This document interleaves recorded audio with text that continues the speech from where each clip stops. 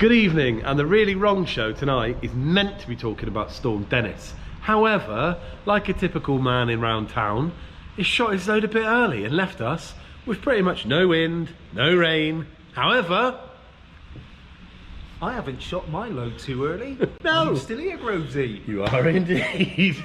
It's with a bit of a heavy heart tonight, isn't it? It is. Caroline Flack from the Love Island has sadly passed away, and they believe, or we believe, it might be suicide. Suicide has probably touched nearly every one of our watchers. I know it's touched both of us in some aspect of our life, and I think we need to shine the light on it. We do, and we're going to be doing that this evening. Here we go. Good evening and welcome to the Really Wrong show, where I'm Glover and I'm Groves. And we're going to be talking about Love Island. Did you know Love Island started off in 2005? And the presenters were Kelly Brook and Patrick Kilty. And it was a celebrity version. Now, who remembers Paul Dannon and Callum Best? Who could forget? Who could forget? I'll kill you, mate! Arguments galore, meltdowns galore. The signs were there. Here we go. Right. So they axed the show after 2006 because of all the meltdowns. Now, the complete fuckwits at the station completely forgot about all the pain they put us through, and the crying and the tears and the, people trying to kill themselves back then, because they were celebrities, and they thought, I know, let's roll this out into the normal public and get the likes of you and I on the show. Great idea. 2015 it started, and let's look at what it's done to our lives. But unlike my man Grovesy, I actually love Love Island. I like seeing all the arguments. I like seeing the drama. I sit back in my chair, happy days, cup of tea. Look at them. But there is a serious side to it. There has now been 3 suicides from Love Island.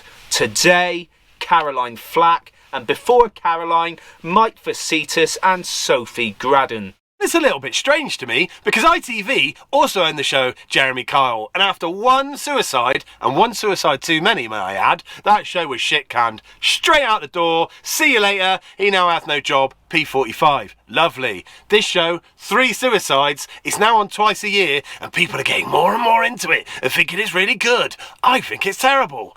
Cut the fucking show! So, whether you like Love Island or whether you don't, there is a very, very serious issue here. Young people are committing suicide.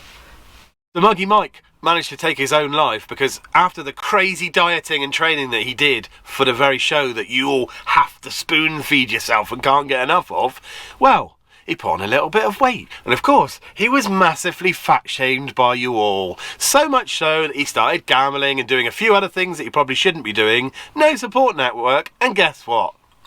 Took his own life. And then there's Sophie Graddon, the former beauty queen. I mean, she suffered with anxiety and her mental health before she went in the house. I mean, who was screening this? They send her in the house, then she leaves, and it all flares up. Before she committed suicide, her social media posts were very, very dark. Who was looking out for her? Were ITV there supporting her during this time? I don't know.